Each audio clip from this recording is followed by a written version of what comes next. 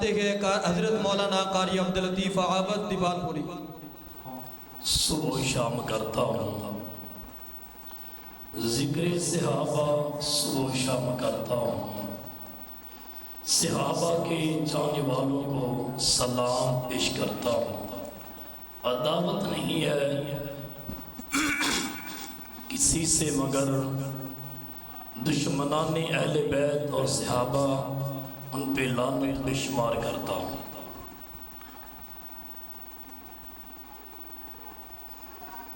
میری اور آپ کی کامیابی کا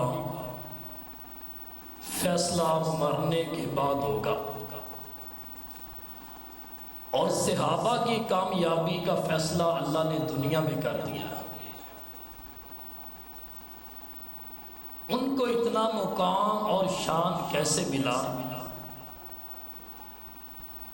الف لام میم سے لے کر والناس کی سین تک ذکر صحابہ ہی صحابہ ملتا ہے۔ اگر آپ چاہتے ہیں کہ کل صدیق اکبر کا ہاتھ ہو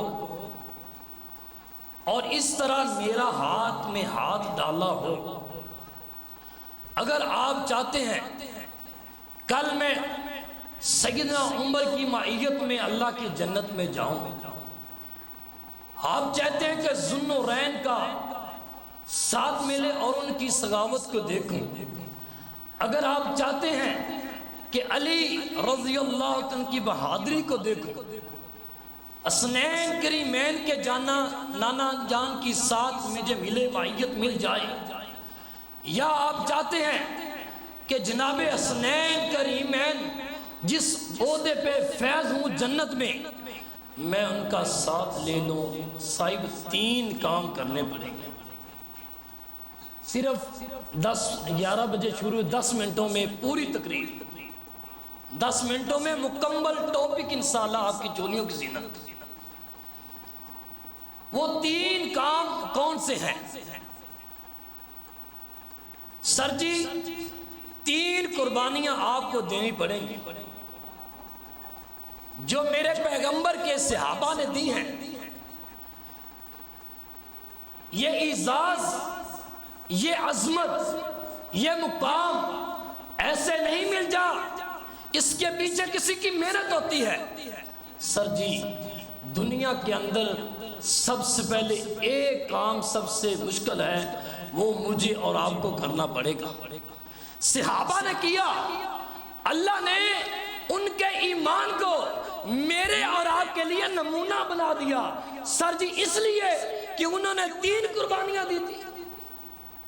سورۃ البقرہ آیت نمبر 137 کے اندر فرمایا فَإِنْ آمَنُوا بِمِثْلِ مَا آمَنْتُمْ بِهِ فَقَدْ اهْتَدَوْا۔ کائنات کے لوگوں اگر چاہتے ہو کہ کل جنت میں صحابہ کا ساتھ مل جائے، صحابہ کی سنت کو، ان کی سیرت کو، ان کی صورت کو اپنے سامنے رکھیے، پھر قیامت کا دن ہوگا تمہیں صحابہ کا ساتھ ملے گا، تمہیں اہل بیت کا ساتھ ملے گا۔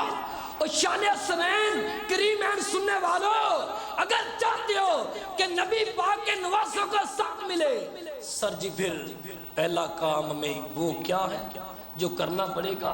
ہمیں وقت دینا پڑے گا۔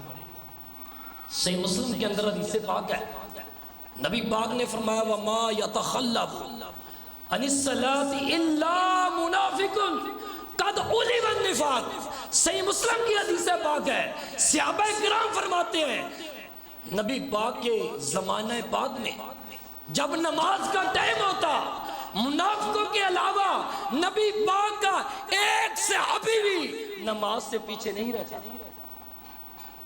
سر جی جائزہ لیجئے، میں 10 منٹ میں اپنی آج کی اس مجلس پوری کو، اپنے پروگرام کو آپ کے سامنے رکھنے والا ہوں کہ ہم نے اس پروگرام کو کیوں رکھا، صحابہ اہل بیت کی کیا زندگی تھی، جناب حسین نے کربلا میں قربانی دی، کیا ہم قربانیاں دینے والے ہیں؟ جائیے ان کی زندگی پڑھیے، کیا انہوں نے کربلا کی دھرتی پہ کیا نماز کو چھوڑا ہے؟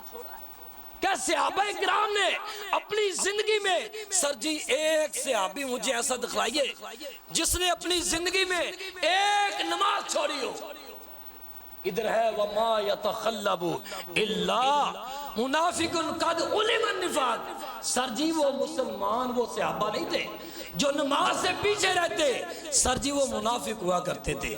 آؤ ہم اپنا جائزہ لیں. کیا ہماری نماز فجر کی رہتی تو نہیں؟ کیا ہم عشاء کی نماز ہم نے چھوڑی تو نہیں؟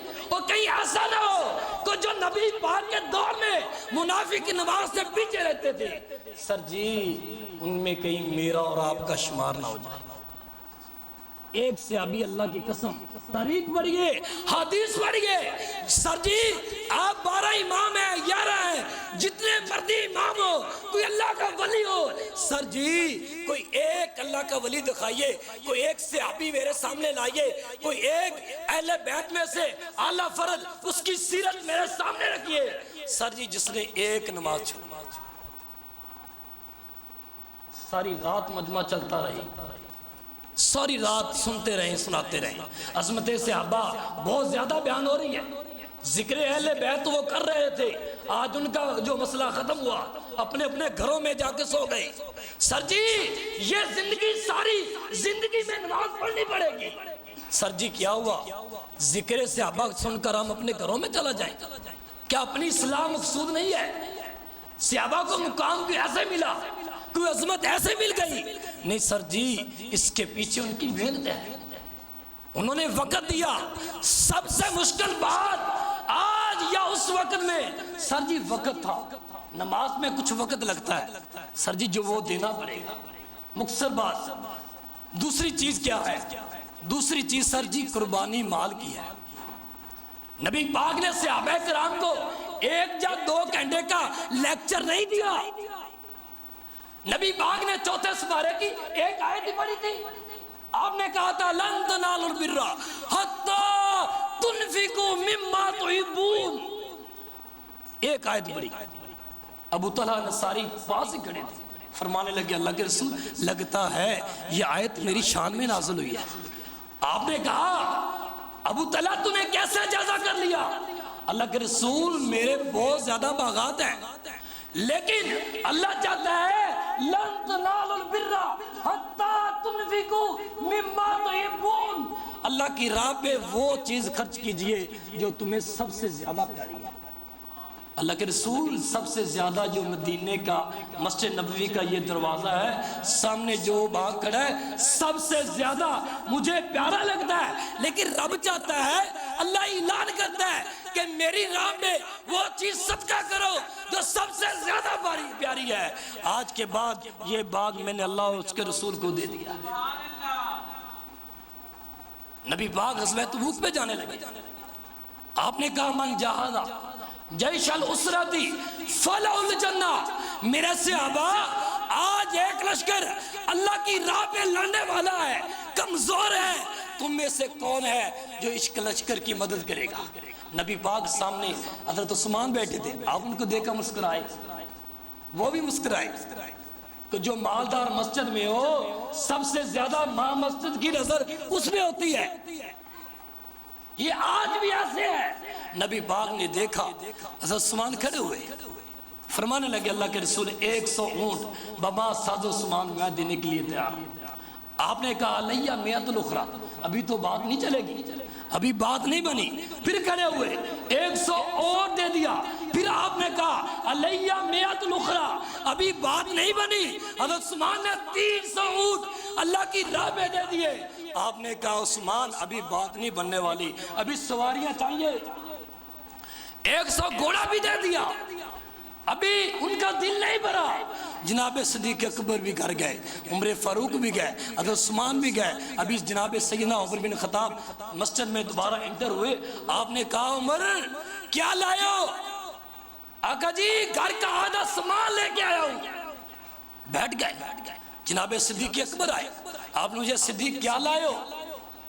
اللہ کے سونے رسول جی گھر کا سارا مال ہی لے کے آیا ہوں. آپ نے کیا گھر میں کیا چھوڑا ہے؟ آئے قربان جاؤں رب کعبہ کی قسم ہے. کیا الفاظ تھے ان کے؟ کہنے لگے حب اللہ و رسول ہی. گھر میں تو صرف اللہ اس کے رسول کی محبت کو چھوڑا ہے. حضرت عثمان اپنے گھر گئے، اپنے گھر کے افراد کو جمع کیا. کہا آؤ جتنے گھر میں چاندی اور سونے کے سکے ہیں ان کو گھر میں جمع کیجئے۔ سر جی وہ جمع کیے گئے، 1000 سکہ سونے کا بنا، اس طرح انہوں نے پوٹلی باندھی اور نبی پاک کی بارگاہ رسالت میں پیش کر دی۔ نبی پاک نے صحابہ کو کہا صحابہ یہ دیکھیے مال عثمانہ، 2 حدیث ایک طرح کی، غور کیجئے گا۔ آپ نے کہا مال عثمانہ ما عمل بعد اليوم، میرے صحابہ آج کے بعد میرا عثمان کوئی نیکی بھی نہ کرے پھر بھی اللہ کی جنت میں جنت۔ حضرت عثمان جب نبی پاک نے اس کو دیکھا، پھر آپ نے دوسری حدیث فرمائی، آپ نے کہا میرے صحابہ سنیے ما ذر عثمانہ ما عمل بعد اليوم، آج کے پہلی حدیث کے الفاظ ہے مال عثمانہ، اس حدیث کے الفاظ ہے ما ذر عثمانہ، اس کے معنی بنتا ہے کہ آج کے بعد میرا عثمان کوئی نیکی بھی نہ کرے پھر بھی جنتی۔ اس حدیث کے الفاظ ہے صحابہ آج کے بعد ما ذر عثمانہ، میرا عثمان کو سے کوئی غلطی بھی ہو جائے میرا عثمان پھر بھی جنتی ہے۔ سر جی عزت وقار ایسے نہیں مل جاتا، اس کے پیچھے ہر انسان کی محنت ہوتی ہے۔ آئیے آخری حدیث، تیسری بات وہ قربانی ہے جان کی۔ مال بھی آدمی دے سکتا ہے، وقت بھی دے سکتا ہے، سر جی جان کی قربانی دینا بہت مشکل ہے۔ کبھی سنا آپ نے کہ فلاں بندے نے اپنے بیٹے کو ذبح ہوتے ہوئے دیکھا ہے؟ اور کبھی سنا کسی نے؟ رب کعبہ کی قسم ہے میرے محبوب کے صحابہ تو وہ تھے، وہ اہل بیت وہ تھے جنہوں نے کربل کی زمین پہ اپنی جانیں نشاور کر دی، وہ صحابہ تھے جنہوں نے احد میں اپنی جانیں دی، وہ بدر و صحابہ تھے جنہوں نے بدر میں اپنی جانیں دی۔ سر جی 84 جنگیں میرے مصطفیٰ کے زمانہ دور میں، کم و بیش وہ صحابہ ہی تھے وہ جو جانیں دینے والے تھے۔ ہمیں انس بن نضر کی وہ قربانی بولتی نہیں، صحیح بخاری کی روایت ہے۔ آخری بات، جنگ بدر میں حاضر نہ ہو سکے کسی وجہ سے، جب صحابہ کے مجلس میں بیٹھے ہوتے تو کہتے ہاں کاش کہ ایک مرتبہ اللہ وہ وقت لے، لَإِنْ أَشَادَنِيَ اللَّهُ قِتَالَ الْمُشْرِكِينَ، اللہ ایک وقت میری زندگی میں ایک بار لیا، پھر دیکھنا اللہ تیرے سے وعدہ کرتا ہوں تیرے دشمنوں سے کیسے لڑتا ہوں۔ سر جی بس ابھی 1 سال گزرا تھا، جنگ احد ہوئی، جناب انس بن نضر سب سے آگے لڑنے کے لیے جا رہے ہیں، ملاقات حضرت سے ساتھ سے ہوئی، ساتھ فرمانے لگے کدھر جا رہے ہو، کدھر کا قصد ہے؟ فرمانے لگے اے سعد لا آجدو ری الجنہ دون احد، میں دیکھتا ہوں کہ اللہ نے احد میدان میں جنت کو رکھ دیا ہے۔ سر جی پھر وہ لڑے، لڑتے لڑتے شہید ہوئے۔ ایک صحابی جب صبح ہی لاشوں کا معائنہ کیا گیا، حضرت انس بن نضر نظر نہیں آ رہے، ایک آدمی دوڑتا ہوا اللہ کے رسول انس تو نظر نہیں آ رہے، آپ نے کہا نہیں مجھے یقین ہے میرے انس کو شہداء میں ڈھونڈیے گا۔ ان کی بہن آئی، اللہ کے رسول میں اپنے بھائی کو پہچان سکتی ہوں، ڈھونڈتے ڈھونڈتے ایک انگلی ملی، ایک فنگر ملی ان کو، بہن کو اپنے بھائی کی ایک فنگر ملی ہے، دیکھتے کہنے لگی اللہ کے رسول یہ جو لاش پڑی ہے، یہ جو شہید پڑا ہے، یہ میرا بھائی ہے، یہ انس بن نضر ہے۔ سر جی یہ صحابہ ہے، صحابہ چلے قرآن بنتا ہے، صحابہ بیٹھے قرآن بنتا ہے، صحابہ ہجرت میں آئے قرآن بنتا ہے، صحابہ مکہ میں جائے قرآن بنتا ہے، صحابہ مدینے میں آئے قرآن بنتا ہے۔ سر جی وہ تو صحابہ تھے، ابھی صحابہ دنیا سے جا رہے ہیں، رب پھر بھی قرآن بناتا ہے۔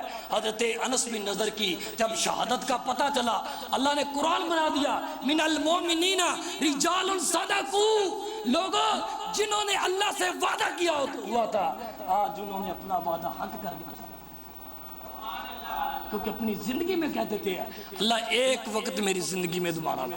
سر جی 1 سال یہ بھی پڑا تھا، احد اور بدر صرف 1 سال کا وقفہ تھا۔ سر جی یہ آج کی کانفرنس کا جو لب لباب ہے، صحابہ کی سیرت سنتے جائیں، شانیں سنتے رہیں، اہل بیت کی سیرت سنتے رہیں، شان سنتے رہیں۔ سر جی ان کی زندگی دیکھیے، جیسی ان کی زندگی تھی ویسی آپ بنائیے، انشاءاللہ پھر وہ وقت دور نہیں ہے، مرنے کے بعد آپ کو ان کا گمان ملے گا، ان کی معیت ملے گی، ان کا پڑوس ملے گا۔ اللہ سے دعا اللہ مجھے اور آپ کو جو سنا سنایا اللہ عمل کی توفیق سے